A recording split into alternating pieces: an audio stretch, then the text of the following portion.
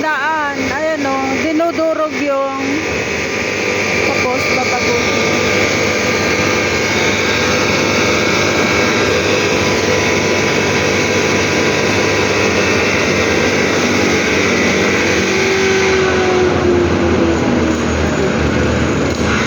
Ano? Gagawin yung kalsada.